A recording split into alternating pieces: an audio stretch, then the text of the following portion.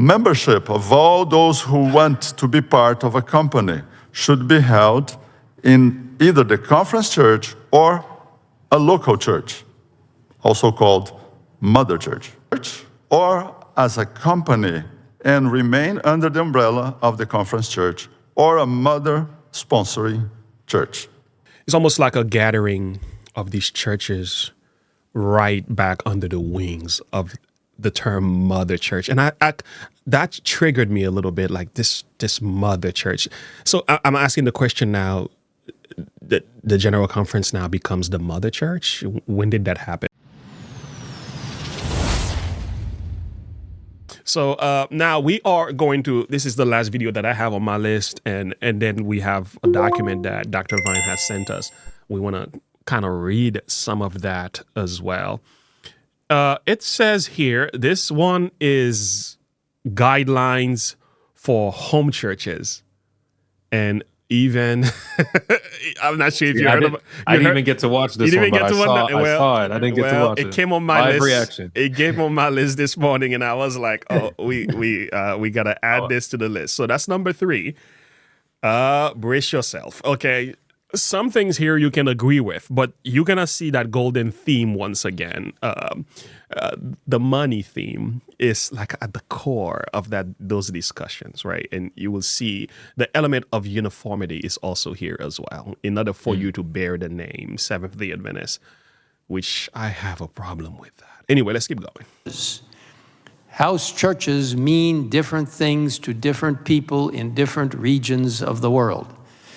One of our previous speakers, Daniel, you know very well what house churches mean in your region.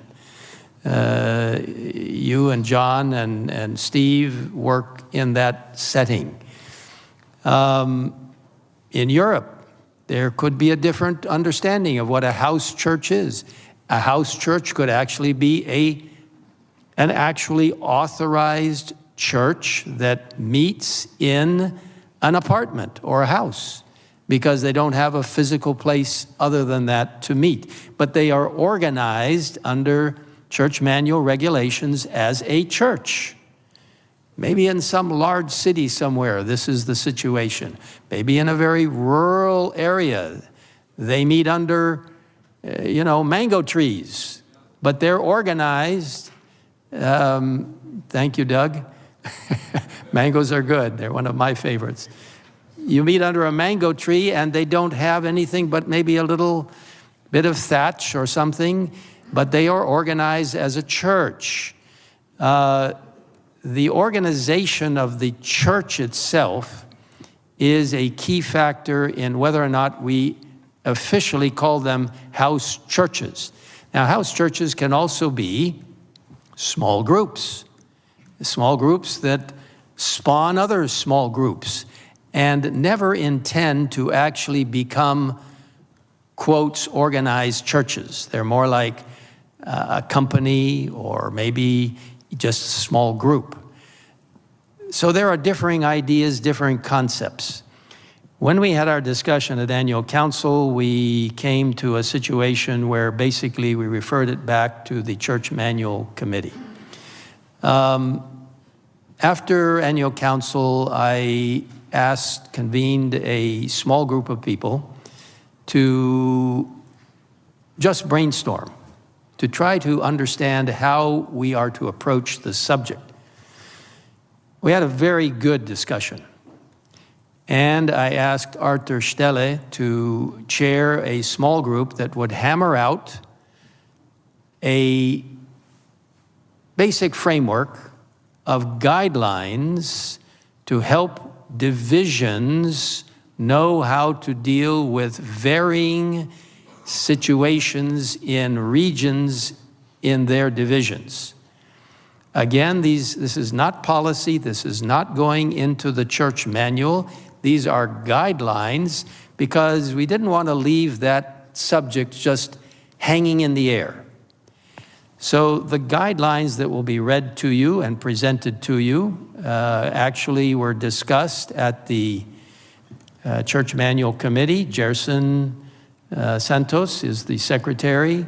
Billy Biaggi is the chair. They were referred on to the administrative committee of the General Conference and are now coming to you as recommendations for guidelines that stand apart from the church manual. So please don't connect church manual with these guidelines. These are guidelines that are now being recommended to you to be used in how to approach what we term house groups. Now, the interesting thing is that the church manual already mentions specifically by name house churches and house groups and small groups, etc. So I think in the reading of this and in discussion that may ensue, you will understand better how we are trying to define as guidelines how to proceed with this particular emphasis. I would underline, and I think Gerson will do so, it is important that anything that is called officially a church should be organized as a church. Now, in some places, don't get me wrong, if you call it a house church, but it's really a small group, that's understood.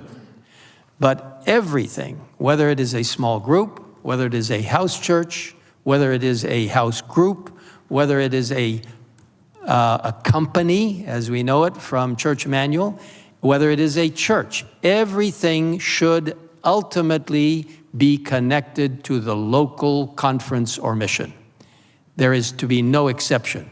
People can't say, oh, I didn't like what that pastor said last week. Let's form our own church. Just come over to my house. We'll start services. And then, down the line, we will tell the conference, we have a church over here and we want to be represented at the next constituency meeting. Well, who are you? Well, we're a church. We haven't organized you as a church. Well, we call ourselves a church. That type of thing we will definitely avoid. In fact, there is language in the guidelines that will address that. So with that introduction, again, these are guidelines, and we hope you will see light in moving ahead so that you at least have a framework with which you as divisions and unions and local fields can work. Gerson.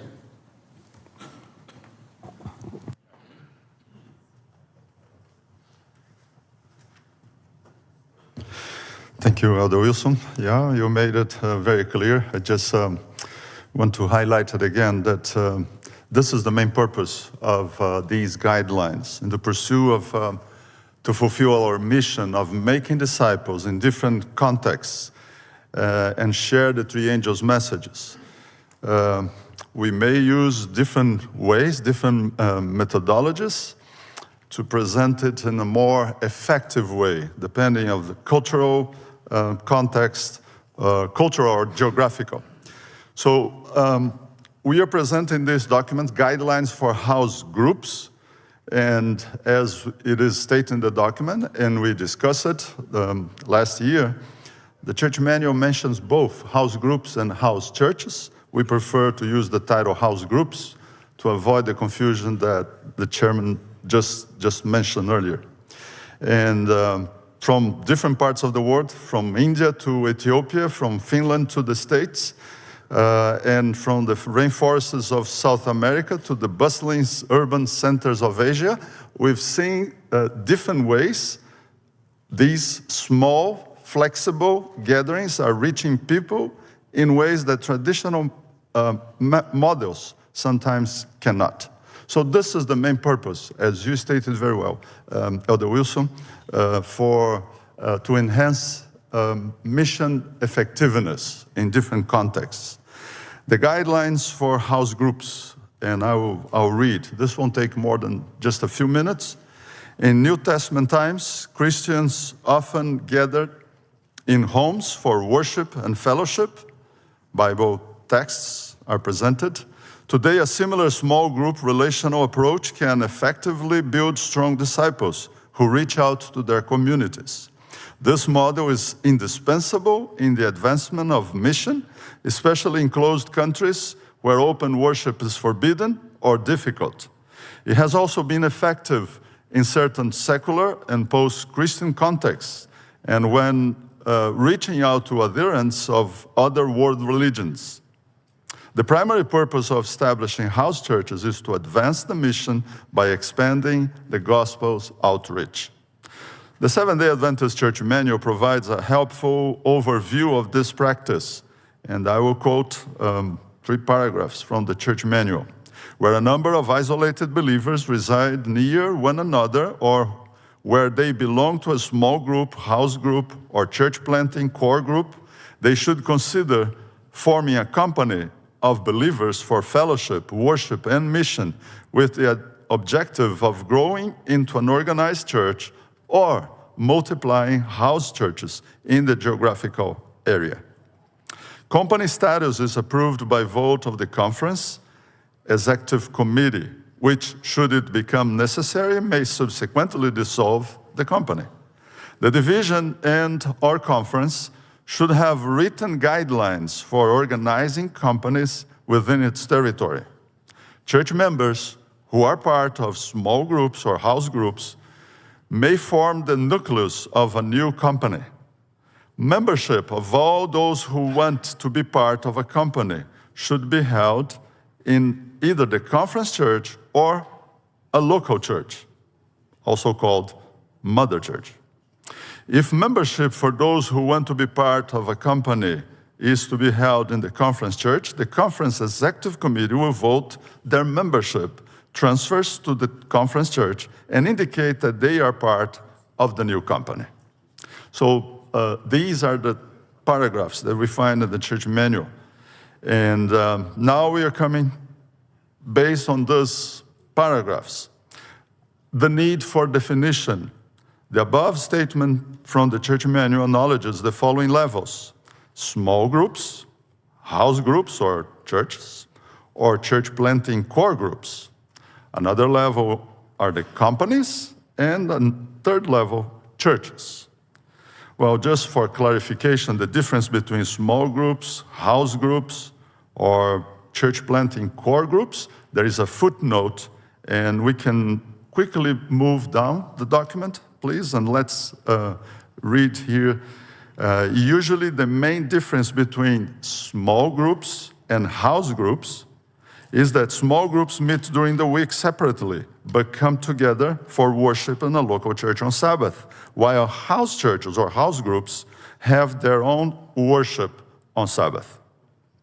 The next important definition is regarding when the church manual uses the phrases house churches and house groups interchangeably, referring to the same group of people, although a fully organized church can meet in a private home for worship.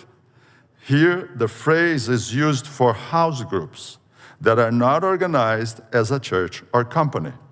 And Elder Wilson made this difference in the introduction. We are not talking about organized church status of an organized church. We are referring to a group of people, of believers, meeting in a house. The church manual provides no space or legitimacy for a loose-knit aggregation or independent house churches. And referring to core groups, church planting core groups, in some places we call it branch Sabbath schools, which is referring to the same ministry. So let's go back again to the page 2, line 7. The church manual also describes 2 legitimate objectives for small groups or house groups. They can either aspire to grow into a company and eventually an organized church, or to remain similar in size while multiplying other house groups in the same area. So the following are recommended for house groups to function most effectively. And we have here 5 important areas or guidelines. Number 1, membership. Church membership resides only in a local church or conference church. A number of house groups can be organized as a simple church or as a company and remain under the umbrella of the conference church or a mother sponsoring church. Representation at local conference mission constituents meetings is only possible through the organized local church. Number 2, leadership. House groups should be led by dedicated and well-trained leaders who are essential in preserving the church's theological identity and mission focus. These leaders should receive supervision and support from a senior district pastor or network leader, and whenever possible, a designated coordinator at the conference level. Number 2, regular meetings. While flexibility is essential to accommodate specific geographical and cultural contexts, house groups... Okay, we can pause here. I think you got the jigs of the discussion here, right? Yeah. What stands out to you when it comes to discussion about house church and organization and in connection with the general conference? So I guess my initial thoughts, and as we always try to do on this channel, is to be balanced. So I understand the organizational aspect in that, okay, you can't just go randomly start a church and then expect to have representation at a constituency meeting in that conference. I understand that. I get that. However, I just have some questions, because if someone, because we're not going to go to the extreme and say, oh, we got these extremists over here and they're teaching false doctrine and they should be allowed to be under the conference. That's not what we're saying. But if there's a scenario where there are faithful Seventh-day Adventists and they've established a house church, and like we were talking earlier, but they are being corrective, but they're being identified as being critical, and they're doing things of this nature, they're not allowed to be recognized by the conference, essentially, because he said there that the conference has the authority to disband companies as well as approve them. And so, again, I'll be honest with you, I don't see, it doesn't jump out to me like, oh, this is bad, this is terrible, this is just a bad policy. I understand what they're getting at. However, there's always the danger of this being abused in some way. There's always that danger, because if indeed, let's say you're in a conference or in your local churches, which we all have experienced this, right? Your local churches are not preaching the truth. Your local church, there's apostasy in your local church. They're out here promoting all types of heresies. Like, this is a reality for a lot of people. So out of that necessity, they're like, okay, listen, we're going to worship at home. We're going to worship in another brother or sister's house. We're going to come together and where we can worship God the way we know we're supposed to. We're going to promote the teachings and the principles of God's word in the spirit of prophecy, the way the Lord would have us do so.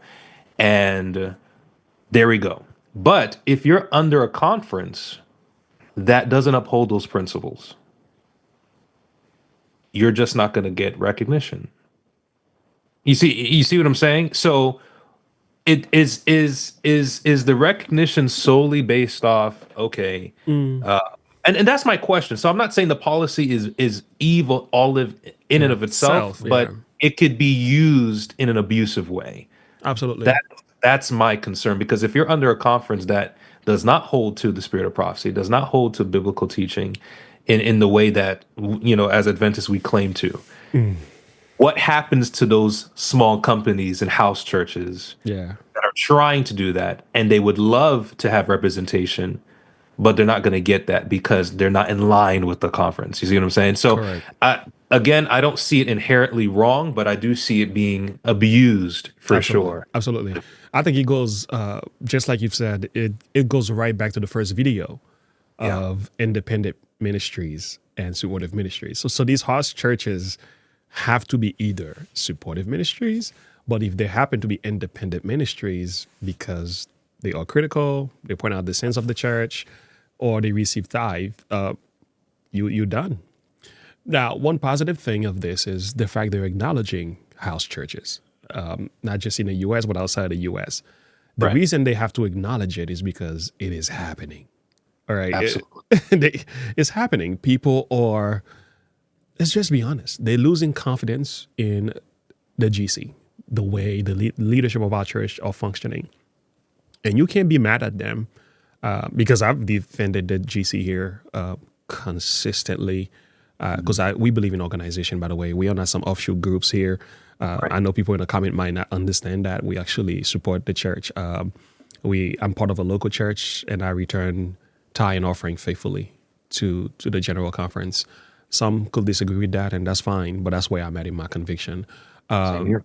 So we're not so much in opposition to that. We respect the guidelines and some of the rules that are being discussed here.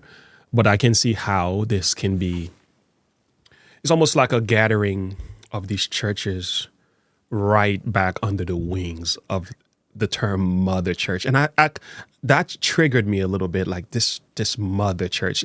So I'm asking the question now, the general conference now becomes the mother church. When did that happen? And I think it was supposed to be a tool for the church, right? We are the members. We are church in membership. And I can understand they are church in leadership position. So their authority has been delegated by their members for them to function in a way to protect the church and doctrines and for the finance and everything like that. They have an amazing purpose for the publishing work. We are all for that. But I can also see this exalting over exploiting of their power here and authority that says, if you want to bear the name Seventh-day Adventist and you are meeting in a small group, first, stop receiving tithes. Two, if you want to go along with us, come under our wings. I think a lot of people are not going to go along with that, especially knowing what we know now, especially seeing what's happening now, and especially seeing the dismissal of many of their pains and concerns. Right. A lot of people are just going to be like, we're just going to meet and do the work that the Lord has laid on our hearts to do. We don't have to go under the conference in order for us to be Christians. We don't have to go under the conference for us to function as a church. We don't need the approval of the general conference for us to do the will of God. People are going to push back against that. And I'm not saying I'm against the guidelines. All I'm trying to say is, if we have to wait until the brethren give us their approval and green light for us to function as Christian, yeah, you're going to be waiting for a long time. That's a really good point, because again, if we're looking at this practically, like, okay, you want to form a church, and if you want the protections, the legal protections, the let's say insurance, whatever the case may be, you want support from your local conference, then yeah, that's something you need to look into and see how you can come into agreement with your local conference so that can be established. There's nothing wrong with that, right? Pastor James, I'm sure you're aware of groups that have done that, and they're doing a good work. And I'm aware of groups here in Georgia that have done that. They're doing a great work. There's nothing wrong with that in and of itself. But again, my goodness, just saying this is so crazy. Yeah. So crazy that you have to consider, okay, depending on your conference, will they allow us to preach and teach the word of God, what's given in spirit of prophecy, unadulterated? That is so crazy to me that you have to investigate that. Yeah.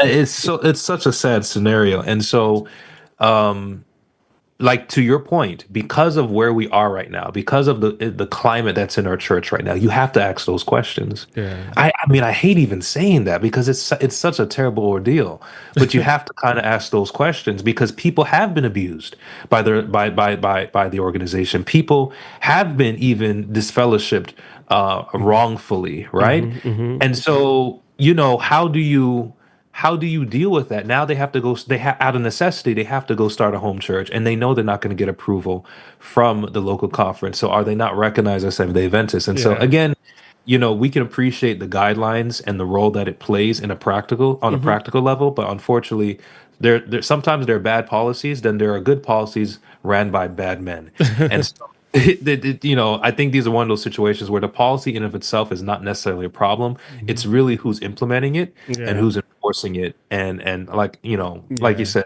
where we at right now, a lot of people have trust issues. Correct, People have correct, correct. And again, those two clauses that were mentioned earlier, the 4 C's of ASI and so on, and we know that applies primarily to like larger groups and other ministries. It's not just a church thing, but it's an easy transition though. It's an easy, no critical ministries, which is the ministries right. who are protesting against error. They call them critical ministries and independent ministries. I don't know when independent ministries became such an enemy of the church, but nevertheless, they made an enemy of independent ministries. And then otherwise, you cannot support us if you speak against us of anything that we might be doing wrong, irrespective of the fact there are legitimate claims that should be addressed.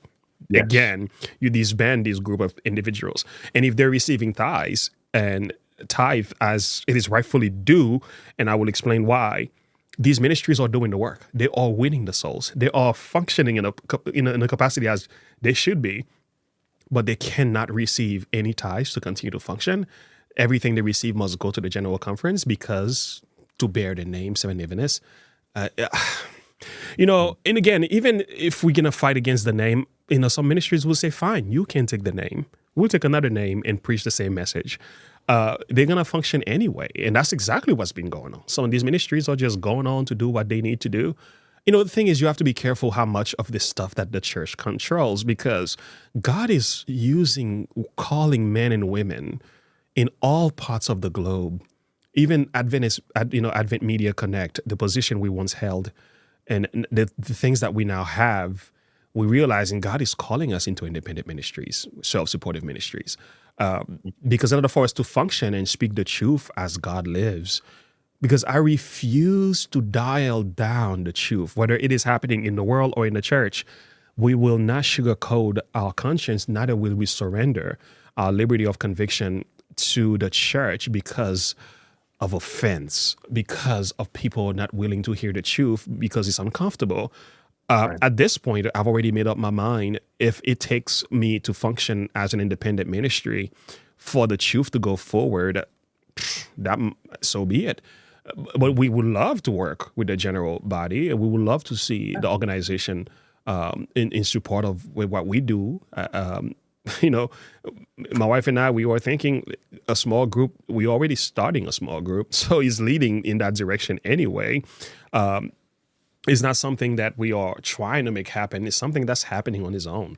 As long as we are preaching and studying and learning, that God is leading us in that direction.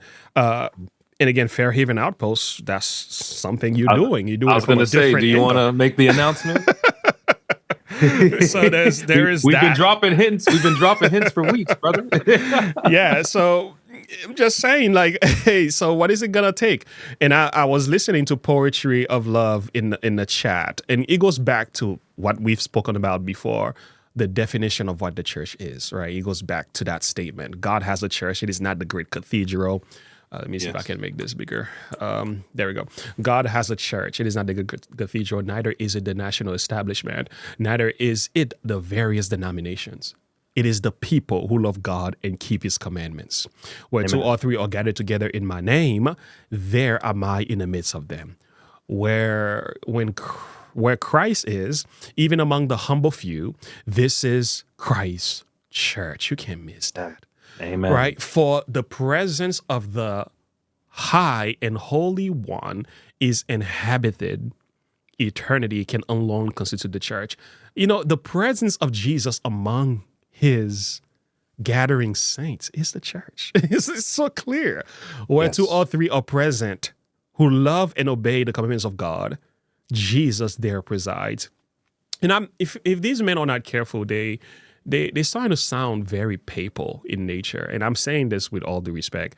Like, it sounds like the Catholic Church way of, like, if we don't give you the credentials, the green light, the ability, we don't give you the thumbs up, you are not a church. You are not to be functioned as a church.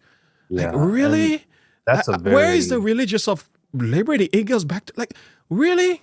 Even in the issue of tithe, and I want to make that last comment, even that is a religious liberty issue as well. You can't take the person desire to support a ministry whom they feel is benefiting them, feeding them, blessing them, and say, oh, if you support that ministry, you are in the wrong. No, this is a matter of personal conscience.